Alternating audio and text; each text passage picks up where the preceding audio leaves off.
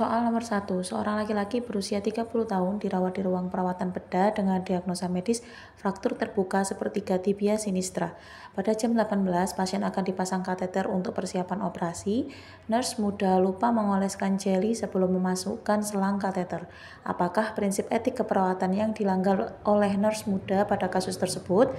A. Veracity, B. Fidelity, C. Justice, D. Beneficient, ataukah E. Non-maleficent? Jawabannya adalah dikarenakan nurse muda ini lupa mengoleskan jeli, sementara pada SOP pemasangan kateter diharuskan menggunakan jeli gunanya untuk mencegah terjadinya resiko cedera pada ureter dan uretra, maka nurse muda ini mengabaikan prinsip etik non-maleficent dikarenakan yang dilakukan oleh nurse muda ini mengakibatkan kerugian yang terjadi pada pasien, yaitu pasien akan merasa nyeri dan bisa saja terjadi ruptur ureter ataupun uretra saat pemasangan kateter. Jawabannya adalah E. Non-maleficent.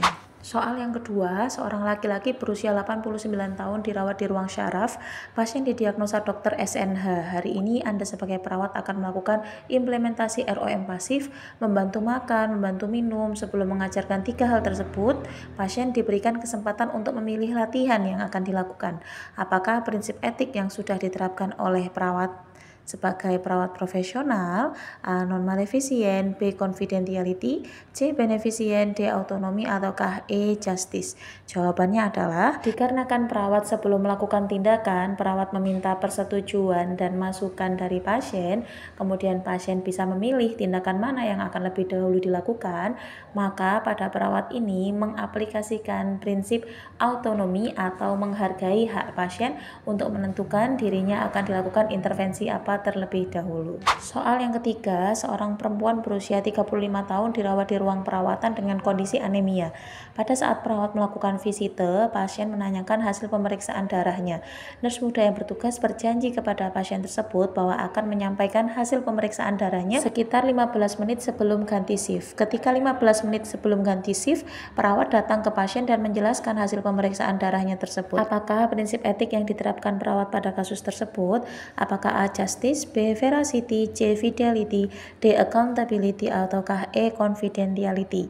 Dikarenakan pada kasus ini perawat menjanjikan bahwa akan menjelaskan kondisi pasien 15 menit sebelum ganti shift dan dia menepati janjinya, maka perawat ini menerapkan prinsip fidelity atau tepat janji. Jawabannya adalah C. Oke, soal selanjutnya, seorang perawat mendatangi ruangan pasien yang sedang dirawat di ruang perawatan pasien bedah. Sebelumnya dia datang untuk menjelaskan tindakan kateter yang akan dilakukan pemasangan pada pasien tersebut.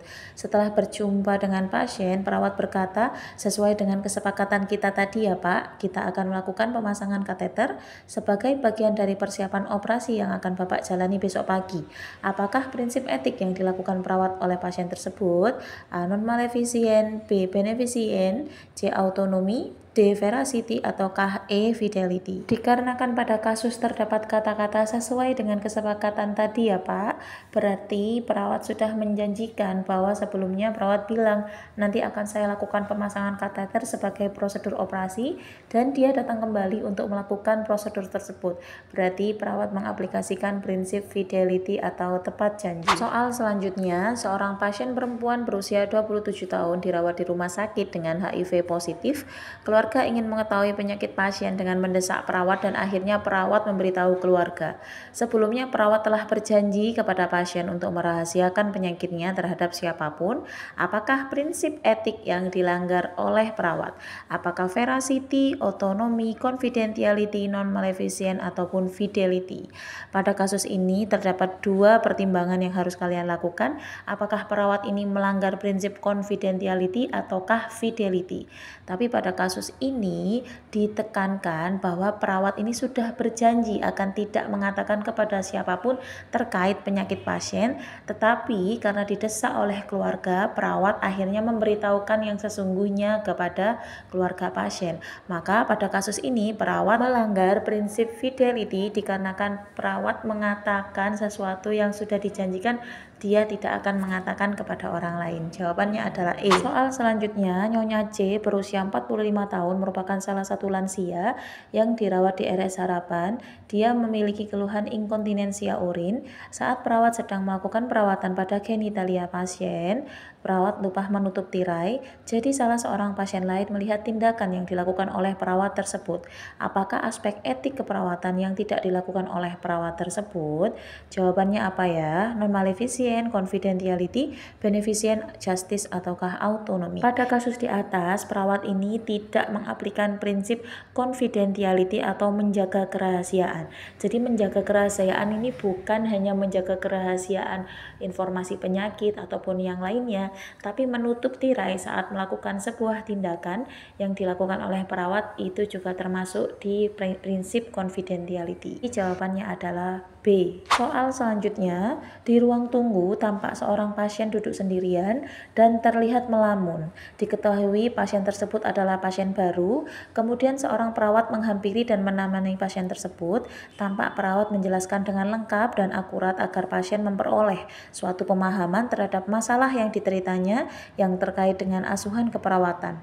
Prinsip etik apakah yang ditampilkan perawat di atas? Apakah justice, beneficent, confidentiality, fidelity, ataukah veracity? Pada kasus di atas, perawat menerapkan prinsip beneficent atau berbuat baik, di mana apa yang dia lakukan yaitu memberikan edukasi kepada pasien adalah hal yang baik yang bisa membuat pasien itu mengetahui apa yang dia alami dan juga mengetahui terkait asuhan keperawatan yang akan ia jalani selama perawatan. Next, soal selanjutnya, seorang wanita berusia 90 tahun mengalami demensia dan tinggal di panti sosial. Wanita tersebut mengalami gangguan kognitif berat. Akibatnya dia sering keluyuran, tidak jelas. Perawat panti memutuskan untuk memakaikan restraint. Ternyata pemasangan restraint yang dilakukan oleh perawat panti terlalu erat sehingga menyebabkan pergelangan tangannya mengalami lecet. Apakah prinsip etik yang dilanggar oleh perawat panti tersebut? A. Beneficent, B. Non-maleficent, C. Autonomy, D. Justice, ataukah E. Veracity? Jawabannya adalah yang dilakukan perawat panti pada pasien ini adalah sebuah hal kebaikan untuk mencegah agar pasien tidak keluyuran.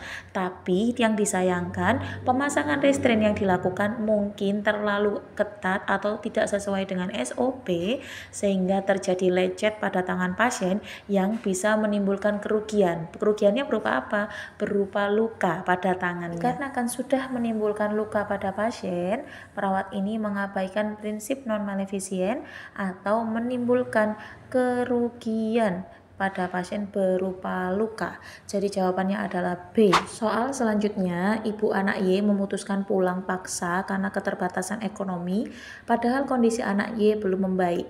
Apa prinsip etik yang harus dilakukan perawat pada hal tersebut? Apakah otonomi, kejujuran, kerahasiaan, akuntabilitas, apa tidak merugikan?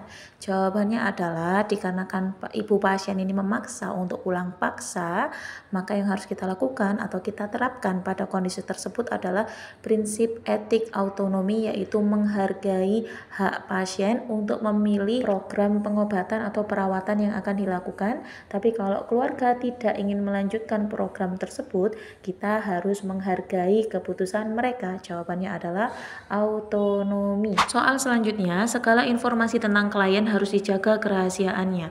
Segala sesuatu yang terdapat dalam dokumen catatan kesehatan klien hanya boleh dibaca dalam rangka pengobatan klien.